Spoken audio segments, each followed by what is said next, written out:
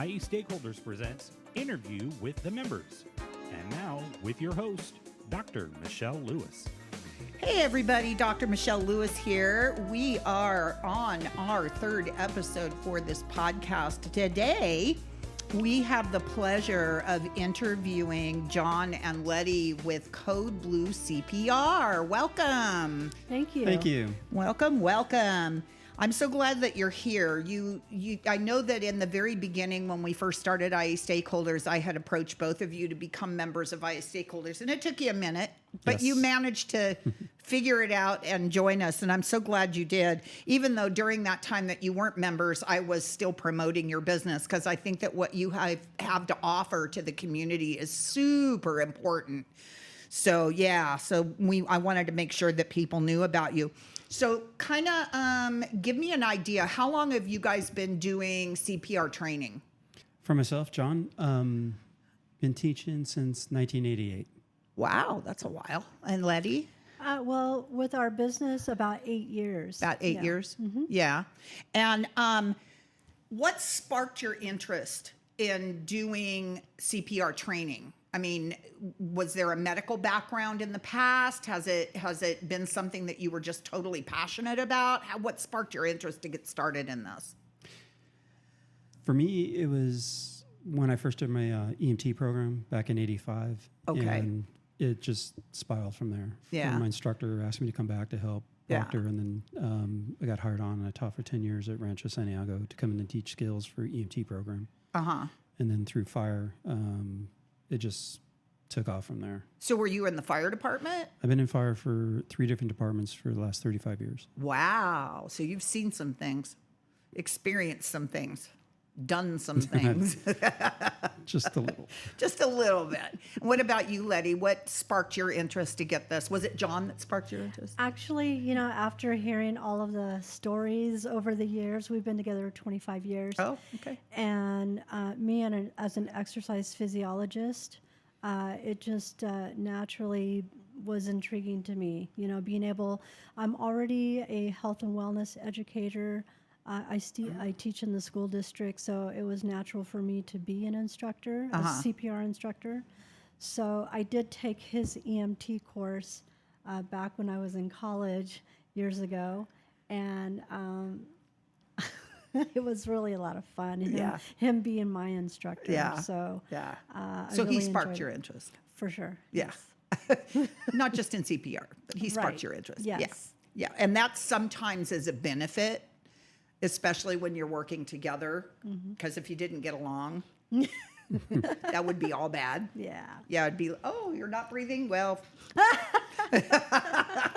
oh, you want me to help you? Okay. Yeah. So I'm really glad that you guys are doing this. And how long have you been in the location that you've been in now?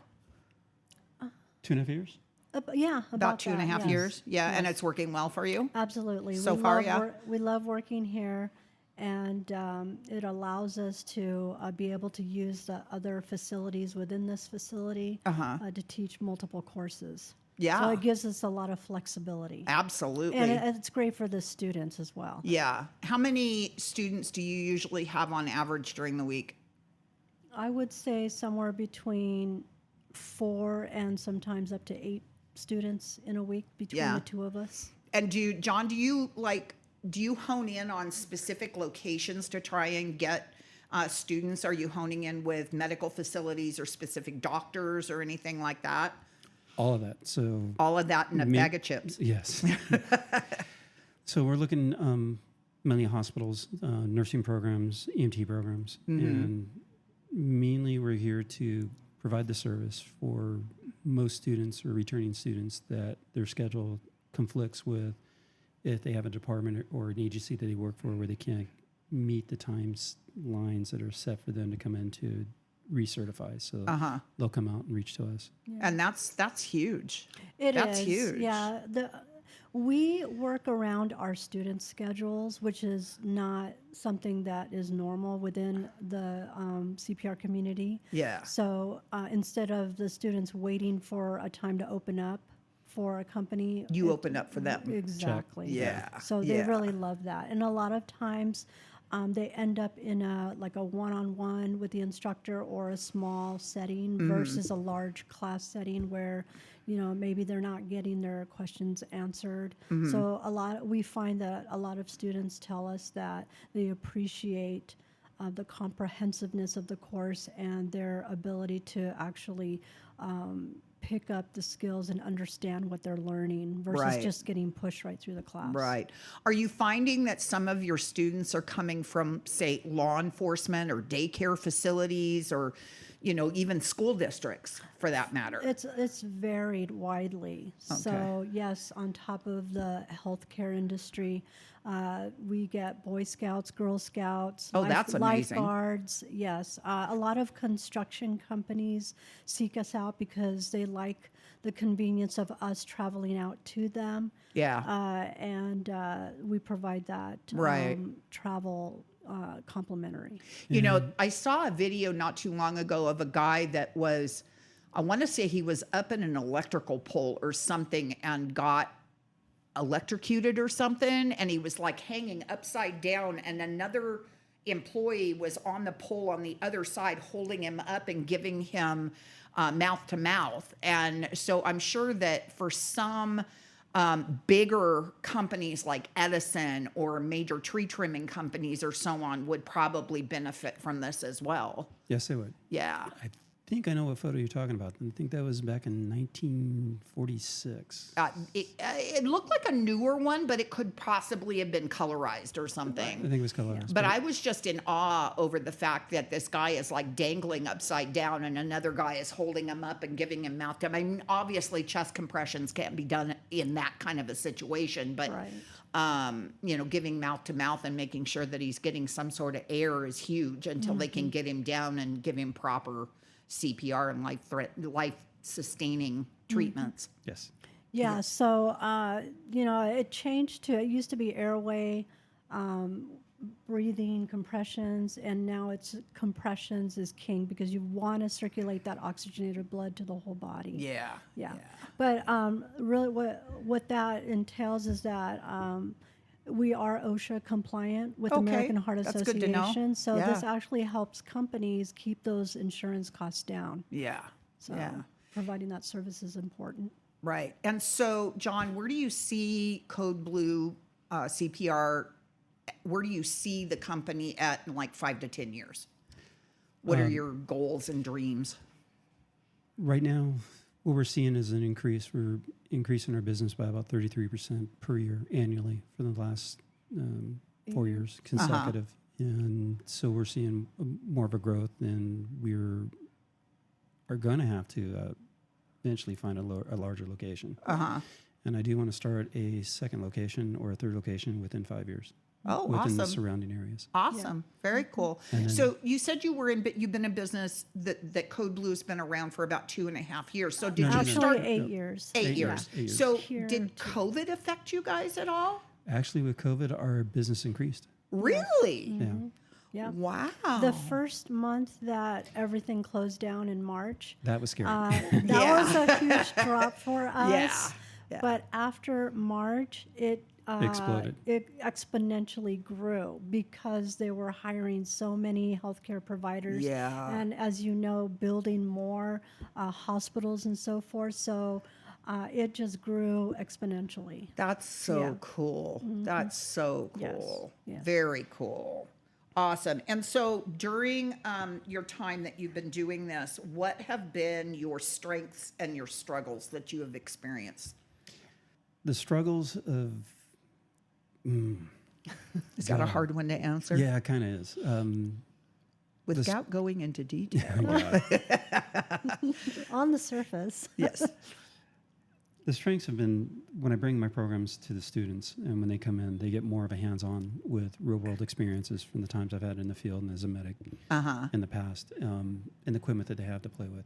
That they actually get to have hands-on. And what I'm finding is when they were in school or just coming out of schooling, they really didn't have enough time to play on the mannequins. And now through the courses they have, they really see more of a in-depth, in detail, where I describe and give more of an understanding basis then when they walk out of the class, that they have a better comprehensive of how to run a code and be part of a code and not be the one that's going to be stepping back and Right. watching. They Right. actually interject, that they feel more confident that they're going to be able to manage a code. It's a bit more comfortable Sure. for Yes, them. For yeah. them. But yeah. it is an intense class. It's Yeah. not like any other ACLS class you're going to have within this region. Uh-huh. And 'Cause go ahead. Finish. So- What I was does gonna- ACLS stand for? Advanced cardiac life support. Okay. Yeah. So to piggyback off of that, we noticed that like during COVID, a lot of the students that weren't able to go into the classroom were learning everything online. They didn't have the play location to do their skills. So when they were coming through our class, they were having a tough time just really not having that skill set before they took their ACLS class, so it's almost like we had to reteach or teach skills they should have already learned in the classroom. Would that have been one of the struggles that you have been was dealing with? definitely Huge struggle. Huge yes, struggle, a lot yeah. of that, and Yeah. so Lengthier fe- classes. yeah, totally, really felt for the student, and it was a disservice. Of course, it couldn't be helped. Right. But we got the backlash of that. Right. And so we had to spend more time, and he had to spend more time in the classroom to help teach them skills they should have already learned during their program. And And so, not all of them, but just, a lot of them. right. Yeah. So have either of you, like in the last year, have either of you had to use the skills that you teach personally on somebody else that is experienced a situation in recently at all? We're laughing. Yeah. We're laughing. Are you talking about the bathrooms? Well, I'm talking about any experience that you have had might in the as well. last year that you personally had to use the skills that you All right. teach to That save somebody. one's a good one. Yeah, it is. About 3 weeks ago, I had a student. His name is Brandon. A paramedic through AMR. Went through my ACLS class for renewal, and we were actually going over airway management and dropping in a ET tube when one of the coworkers in the facility where this building, or where my business is placed, came in and said that a lady was having a cardiac event in the ladies' bathroom, and so we ran in, and she was stable for her first 6 minutes, and then I sent him back to go get a bag valve just in case she bottomed out on us, and eventually she did. And EMS was on its way, and we started working her up, and believe we made a save. Wow. So you like literally on the premises where your office is, Teaching the class. teaching the class, you use the skills that you teach to save somebody's life. Yes. Yep. Alongside the student he was teaching. So he got like on hands, real time experience. Exactly. But this is our job. This is what we do. Yeah. Can you imagine the student going home that day? You'll never guess what I did. Needless to say, he passed. I would think so. Yeah. Yeah. Awesome. So if somebody wanted to participate in one of your classes, how would they get in touch with you to get that done? Well, we have a class schedule, and you can find us on the Google Business page, Code Blue CPR, and we're also on the American Heart Association website, which also has our class schedule. We have our own personal business website, Code Blue CPR. And our class schedule, again, is in that as Okay. well. So there's lots of ways, and also usually by referral. If you just ask somebody in the hospital or wherever they work, our name's out there and our business cards are out there. So there's different ways but we love that class schedule because, like I said before, the times are widely varied. So if they don't see a time on there, which is basically in there every 2 hours, they can just let us know, hey, you know what, can you work around this time and date? And we will do our best to accommodate and work around their schedule. In the facility that you have right now, what's the maximum amount of students you can have at one time? In our specific facility, I would say about 12, but like I said, we do travel out and we can teach up to 35 students at a time, back to back. Really? In the same day. Like I said, we provide so much flexibility for individual students, companies, school districts, construction companies. It's the sky's the limit. Yeah, yeah. Yes. Because everybody should know CPR. I can Absolutely. tell you my own personal experience with taking a CPR class. I did it through the Red Cross, and I have physical limitations. And I went to take this class. It was mandatory because I was a Girl Scout leader, and it was required that we have it. And I wanted my husband to have it as well. Yes. And so my husband and I registered for a CPR class through the Red Cross. I believe the office was in Temecula or something. And when it came down to doing the chest compressions, they wanted me to get on the ground and I couldn't. And they told me that if I couldn't get on the ground, that I was not a good candidate to have a certificate for being able to finish the class. Right. I thought that that was kind of discriminatory. The one thing I noticed about your classes is that your mannequins are on tables, Yes. so nobody has to get on the floor. Now, that's not to say that everybody that needs CPR is going to be on a table. Right. However, for somebody like me, and I'm sure there are others out there that have the physical limitations that aren't able to get on the ground to take their test, Yes. knowing that there is a place where you can take the class, Yes. do the CPR training, do the chest compressions on a mannequin on a table Yes. where you don't have to get on the floor, Right. that's huge. It is. When we've done, like at churches, for example, we've just done a daycare, 20-something students, and we always do a site survey. Is there somewhere where we could have them on the ground? It's based on the space that they have. Right. But we will always look for ways to get those mannequins on the table so that we can accommodate everyone. Right. So it's not something, is there somebody that has a specific need or what have you? We just automatically look for that. Right. And is it just adult CPR that you do, or do you do other forms of CPR? We do adult, child, and infant. Adult, child, and infant. Yes. Okay.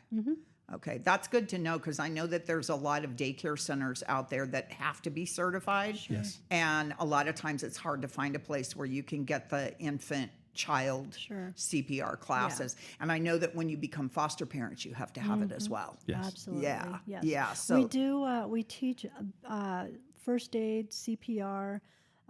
For the layperson, we also teach basic life support, which is BLS, CPR for healthcare providers, and ACLS, which is advanced cardiac life support. And And then we'll be doing PALS by the end of the summer. what is PALS? Pediatric Advanced Life Support. Oh, okay. Okay.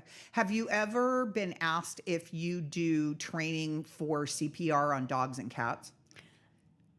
Has I've that been ever asked been that. a question? it Has been a has been question. asked. Yeah. Yeah. And you don't do those? No, we don't. Do you have resources that you can send Yes. people to? Yes, we can. Yeah. Yeah, because I know a lot of animal advocates and people that run animal sanctuaries. It's huge to be able to know how to dislodge a bone from a dog's mouth, Absolutely. or to be able to provide CPR and all that stuff on the smaller animals. I could not Right. see anybody doing that on a horse. I absolutely could not see That would be a little tough. anybody. Yeah, I don't know, but I know that there are CPR techniques for the smaller animals. And so Sure, that's why yeah. I wanted to know if that was something that you provided or if you had Right. resources. It's something that we can certainly look into, but Just definitely we think, can another give business. right. Another business. There are a lot of pet lovers out Yes. there. Yeah. And by yeah. the way, we also are American Red Cross instructors as well. Also, Oh, Yeah. awesome. Awesome. That's very cool. And so last question. How did you hear about and what prompted you to join IE Stakeholders Association? So, you knocking on my door. well, Me for knocking on the him, I was walking down the hall because our offices are in the same Building. hallway. Yeah. And I was looking at all of your business cards, and you gave me some information, but in looking at those business cards, I just pulled a couple of them out. and found one before we even became members that it was a youth program in Paris. Youth Opportunity Center. Yeah. Right. And I had heard about these programs, youth programs, like, Right. oh gosh, let me look into this. So I made a phone call, and they put us together with a youth that was 20 years old, and he came in and did some work for us. So they got paid by the program, which is state funded, but it also helped us out with our back office. So it was a win-win-win situation. Absolutely. And so I thought that was brilliant. Yes. And I'm like, we were considering doing the IE stakeholders, but I just wanted to learn some more about it, but this was even before, we signed up with you. It's Yeah. like, oh wow, this was such a huge benefit took for a minute. all of us. It Yeah. took a minute, yeah. I already knew that it was something like of a chamber of commerce, Right. but this offered more Right. than what the Chamber of Commerce had to Right. offer, Yeah, I pride So- myself on telling people that we're chamber-like in that it's a membership-driven organization, Right. but we're not governed like a Right. chamber, and we're able to offer more, and it's more widespread. It's not city-specific. Exactly. It's globally. So Right. what really impressed me about the IE stakeholders is that it was more than just having our name on a website where somebody might find us there. Right.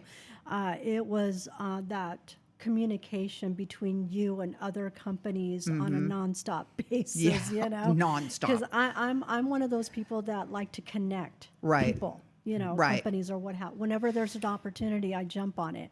You are exactly that. And when I saw that, it's like, you know what? I'm highly impressed. Sign me up now. Yeah, yeah, And it was a recommendation from Crystal. yeah. So Right. that was Yeah. was Crystal and I worked together when I was with the chamber, the local chamber. Yeah. And we worked in the same office together, and she saw all the stuff that I was doing for the chamber at the Right. time. Right. And when I left the chamber, she was quite upset that I left because she knew what I was capable of and how I was capable of doing stuff. And so the fact that that building lost that ability was huge for her. You know what? I feel like they lost a huge asset. They did. Because But then again, I'm prejudiced. So. no, but other than what I just mentioned, I was really highly impressed with the level of knowledge that you had to offer us and the potential for other companies as well. So I feel like you have a lot to offer a lot of people, and you can really businesses. help us get to the next level. And it's we've already seen evidence of that. That's one of IE stakeholders' goals, is to help stabilize, help structure, help influence businesses out there that are already structured, but maybe struggling with employees or clients or whatever. And if Right. we're able to take your information and put it out there for somebody else that may need it, I'm like looking at your company and I'm going, okay, they need a youth entrepreneur. They need the Youth Opportunity Center. They need to be hit up with doctors. And I know that right after we met and you handed me business cards, even though you weren't members, I was out there passing out business cards, and you handed me a huge stack, and I think I have half of them left. But every time I went to my personal doctor, I was like, in the bathroom, I Yes. leave a card on the sink, or, at the grocery store, I leave a card, or, whatever, being very subtle about the whole Sure. thing. And Yes. I know that my personal care physician was very impressed with your website because he pulled it up right there with me in the room. Really? And I said, look, you all need to have these things redone. Sure. They'll come to you. Yes, you know? yes, absolutely. So when you came to me and said, yes, we want to join, tell me what I get. Yeah, Well, you're yeah. seeing it. This Yeah, is part of exactly. it. That's This is part of exactly- it right yes. here. And this podcast isn't just local. This podcast is global. Right. And so don't be surprised if someone in New York contacts you. Hey, You know, we get That's those fine. traveling nurses coming in from all over the country. Yes. So whatever we can do at IE Stakeholders to benefit your company and you benefit ours, put the Yes. word out about our company as well. Absolutely, Oh, yeah. and I do. And, it's all about promotion. It's all about networking. Exactly. So But we're glad to have you. I'm really, Thank really you. glad that you finally Finally. signed up. Well, it was your authentic self and your high energy that really drew me in, or us in. It was, that magnetic energy that you have. We try to be as transparent and authentic as we possibly can. And I often tell people, if you need something or you need an answer to something and I don't have it, I will find it for you. Yes. So I will find it for you. And I Yeah. think I've proven that to John over the last couple of Yes, months. yeah. He's come to me with questions and I don't know, let me look. So yes, it's we don't really do the social media Right. much, you know, Yeah. because we're a small mom and pop. But I do. But we love that, Yeah. that person that's out there, Yeah. boots on the ground, Yes. working for us. Yes, So and it's when I very do well worth it. networking events, I take all of my clients' information Yeah. with me because a lot of times they don't have the ability to do these events. Yes. And if they can't be there, how's their name going to get out there? Yeah, it's and worth its so weight in I gold. take it out there, and that's part of the benefit of being with IE stakeholders. Yes. So I'm really glad that you're here. Just an FYI, we are re-interviewing our members 6 months after their initial interview to get an update because you Nice. never know. Things happen. Yeah. You know, I mean, we want to know 6 months from now, we want to know, did this podcast help you? Did you get benefit out of Sure. it? You know, where are you at today? Are you moving? What are you doing? We want to know. We want to know what the update is. We want to know Absolutely. the 411 on what's going on. That's right. We're here to get to the next level. Absolutely, and we're here to help you get there. Thank you. Thank you. Awesome. You're welcome. All right, everybody. So there you have it. John and Letty from Code Blue CPR. If you need CPR certification or recertification, they are the ones to contact. If you have any questions with regards to them or any other member that we've already interviewed, please contact us at iestakeholders2022@yahoo.com or give us a call at 951-309-6601. That's it, everybody. Have a great day. Talk to you soon. Bye now. Bye now.